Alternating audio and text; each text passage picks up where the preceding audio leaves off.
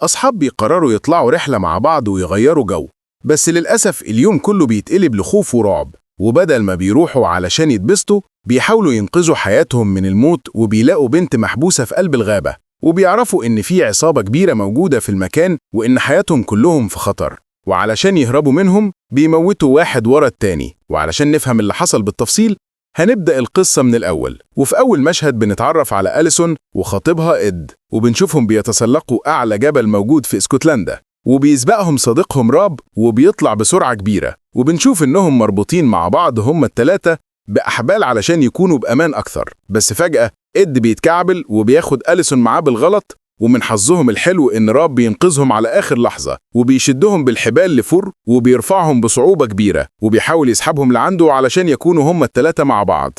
ومن كلامهم بنفهم إن إد مش متعود على الحوار ده، ودي أول مرة يتسلق معاهم الجبال، وعلشان كده ما عندوش أي خبرة في الموضوع. فبتشرح له أليسون إنه لازم طول الوقت يكون مركز، لأن طلوع الجبال مش سهل خالص، ولو فقد تركيزه ولو لثانية واحدة بس ممكن يموت، وهم التلاتة كمان يروحوا معاه بسببه. والحوار ده مفهوش أي هزار. وبعد ما بيخلصوا بيروحوا للبيت اللي موجود في الجبل، وهناك بيكون مستنيهم أصحابهم جيني وأليكس، وبعد ما بيتأكدوا إنهم بخير بيدخلوا كلهم لجوه.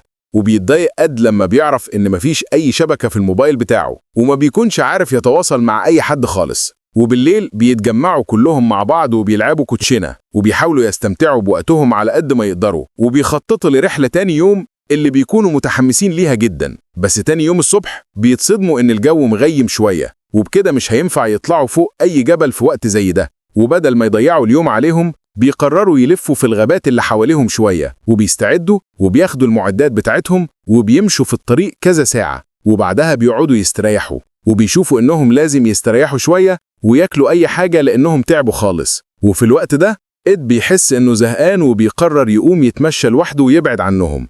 وفجأة بيبدأ يسمع أصوات غريبة، وطبعا بيقلق وبيخاف خالص، فبينادي على كل زمايله بسرعة، وفعلا كلهم بيسمعوا نفس الصوت ده وبيحاولوا يفهموا الصوت ده جاي منين، وبيصمموا يفضلوا ماشيين ورا مصدر الصوت لحد ما بيعرفوا إنه جاي من أنبوبة متوصلة تحت الأرض. وساعتها بيستغربوا جدا من الحوار ده، وإزاي أصلا في أنابيب هنا في قلب الغابة. ولما بيسمعوا نفس الصوت تاني بيبدأوا يحفروا في الأرض، والخوف باين عليهم، ولكن بيستعدوا لأي حاجة غريبة ممكن تحصل. وبيتصدموا لما بيلاقوا باب موجود في الأرض وبيفتحوه بسرعة، وجواه بيلاقوا بنت صغيرة محبوسة، ومحدش منهم بيكون مستوعب البنت دي بتعمل إيه هنا، ويا ترى مين اللي عمل فيها كل ده. فبيحاول إد يساعدها علشان يطلعها، بس البنت بترفض وبتخاف منه أكثر وبتعضمه في إيده. وفي اللحظة دي جيني بتحاول تحتويها وبتهديها على قد ما تقدر، لحد ما في النهاية البنت بتوافق تطلع معاها. وبيكتشفوا إن أنا بتتكلم بلغة غريبة وما بيفهموش غير اسمها بس، وبتحاول جيني تلاقي أي طريقة تتواصل معاها بيها علشان تفهم اللي حصل. وفي اللحظة دي أليسون بتحس إن في حاجة غريبة، لأن اللي حب بس أنا هنا سابها عايشة، وده معناه إنه مش عايزها تموت. وبكده طبعا أكيد ليه غرض تاني خالص، وكمان حاطط أنبوبة علشان صوتها يقدر يخرج لبره عادي خالص. وبتخاف ليكون كل ده فخ، وإن اللي خاطسينها أكيد قريبين منهم وممكن يجوا في أي وقت. فبيقرروا يساعدوا أنا ويرجعوها لأهلها بأي طريقة، وبيمسكوا الخريطة وبيشوفوا أقرب بلد من المكان اللي هم فيه، وبيعرفوا إنها بعيد حوالي 20 كيلو. وعلشان يوصلوا لهناك في طريقين، يا إما طريق الغابة وده طويل جدا، يا إما الطريق الجبلي. وبالرغم إنه قصير وممكن يوصلهم بسرعة، ولكن هيكون خطير وصعب عليهم جدا. وبما إن أليسون وراب أكتر اتنين متمكنين في تسلق الجبال، فبيقرروا يمشوا من طريق الجبل علشان يوصلوا بسرعة للبلد ويطلبوا المساعدة. وفي نفس الوقت أصحابهم الباقيين هياخدوا أنا ويمشوا من طريق الغابة لحد ما المساعدة تقابلهم في الطريق. وفعلا بعديها بشوية راب وأليسون بيتحركوا لطريق الجبل، وفعلا المكان بيكون خطير جدا وبيجازفوا مجازفة كبيرة قوي علشان يوصلوا لهناك. والمصيبة الأكبر إن الحبل بتاع أليسون بيكون قصير ومش عارفة توصل للآخر، فبتضطر تسيب الحبل وتكمل لوحدها، ودي حاجة خطيرة جدا. وبتحاول تحذر راب في كل خطوة، وبتقوله إنه لازم ياخد باله كويس جدا لأن في منحنيات كتيرة. وفجأة الحبل بتاعه هو كمان بيتقطع وبيقع من مسافة عالية جدا، ومش بتكون عارفة هو مات ولا لسه عايش. وبتخاف لأنها خلاص بقت لوحدها ومفيش أي حد كمان هيساعدها، وبتفكر هتتصرف إزاي. وفي نفس الوقت أصحابها الباقيين بيكونوا في طريقهم في الغابة ومعاهم أنا، وبيصمموا يساعدوها وما يسيبوهاش إلا وهي مع أهلها. وابن نرجع تاني لأليسون. وبعد ما بتستوعب اللي حصل بتحاول تخرج من الصدمة اللي هي فيها، وبتبدأ تنزل بهدوء وتسيطر على نفسها شوية. بس فجأة بيقع حجر ضخم جدا عليها وبتتخبط في راسها، فبتتكعبل هي كمان وبتقع على شجرة. بس من حظها الحلو إنها بتقع في المية، وده اللي بيحميها من الموت. وبتفضل تعوم لحد ما بتوصل للشط، وده نفس المكان اللي جثة لوب مرمية فيه. وبيغمى عليها اللحظة كده، وبتشوف نفسها محبوسة في نفس الصندوق اللي أنا كانت فيه. وبعدها بترجع تاني لوعيها، وبتفهم إنها بتشوف هلاوس من قطر الخوف اللي هي حاسة بيه. وبتزعل قوي لما بتشوف جثة راب قدامها، وبتتصدم لما بتكتشف إن في حد اتعمد إنه يقطع الحبل بتاعه، وإن دي مش مجرد حادثة عادية، وإن في حد بيحاول يقتله. وأول ما بتبص لفوق بتشوف بالصدفة 2 واقفين بيراقبوها من بعيد، وبتبدأ تشك إن دول الناس اللي خطفوا أنا، وأكيد هيحاولوا يقتلوها هي كمان ويخلصوا عليها. في نفس الوقت أصحابها بيكملوا في طريقهم، ومحدش منهم بيكون حاسس اللي بيحصل. وبعدها بنشوف 2 واقفين بيصطادوا، فجأة بيقرب منهم 2 كمان اسمهم هاريس وستيفن. والغريب إن الصياد بيهجم عليهم هما الاتنين وما بيربعش يسمع منهم أي حاجة، وبيخلص عليهم بكل وحشية. وبنكتشف إن هما دول الناس اللي خطفوا أنا وقتلوا راب من شوية، وده يبقى الزعيم بتاعهم. وبيغضب جدا لما بيعرف إن أنا هربت، وبيكون عايز يرجعها بأي طريقة ويخلص على كل المجموعة اللي معاه. وفي نفس الوقت أنا بتقدر توصل للنهر، وبتفضل تجري وبتحاول توصل بسرعة قبل ما أي حد يمسكها. وبالفعل بتوصل للمكان اللي أصحابها فيه، وبتحاول تتكلم معاهم من بعيد، وبتشرح لهم إن راب مات، وإن العصابة قريبة جدا منهم وحياتهم كلهم في خطر. وللأسف بسبب صوت المية العالي محدش بيسمعها ولا بتقدر تشرح لهم كلامها. وفجأة وهي بتتكلم جيني بتتضرب بالنار وبتقع في المية، ومعاها أنا. وبيلاقوا العصابة قدامهم، والوضع بيخرج عن السيطرة، وبيبدأوا يضربوا عليهم نار من كل اتجاه. ومن حظهم الحلو إنهم بيلحقوا يهربوا، وبيحاولوا ينقذوا أنا من المية قبل ما تغرق.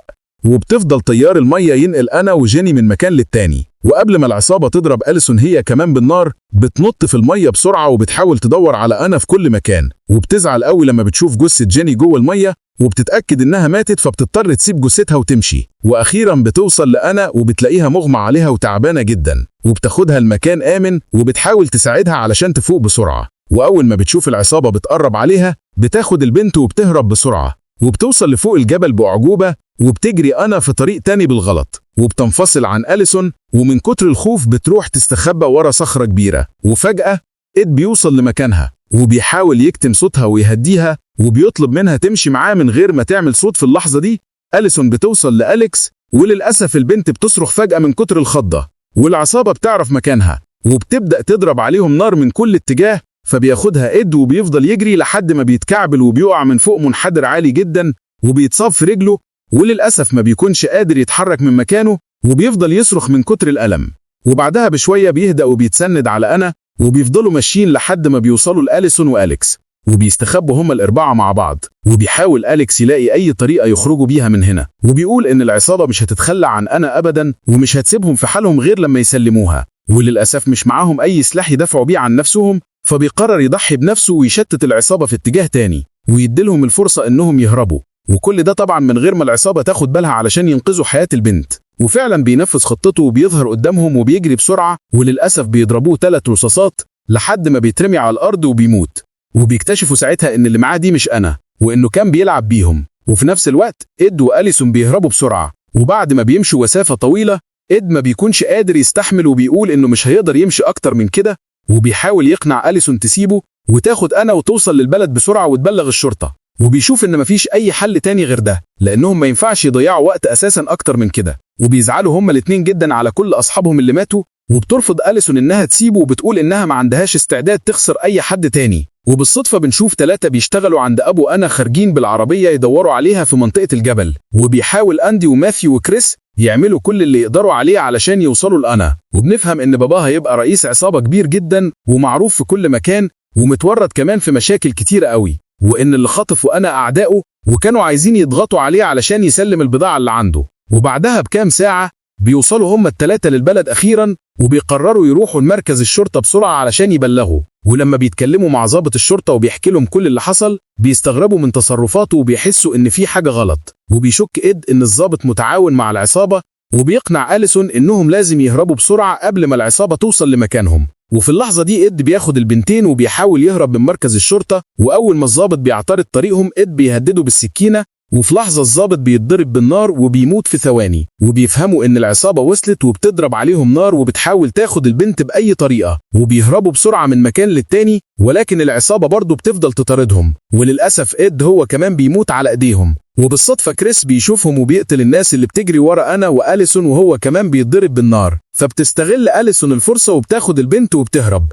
وقبل ما كريس يموت بيبلغ صاحبه إن أنا مش مع العصابة، وفي اللحظة دي بتحصل حرب كبيرة بينهم هما الاتنين، وبيقف أندي بره وبيضرب على النار على هاريس أول ما بيشوفه، بس للأسف بيقدر يهرب في الآخر. وفي نفس الوقت ده أليسون بتوصل مع أنا لبيتها وبتخليها تستخبى تحت السرير، وبيطلع كل ده ستيفن ماشي وراهم، وبيدخل البيت وبيفتش فيه كل ركن وبيقتل الموظف اللي شغال جوه.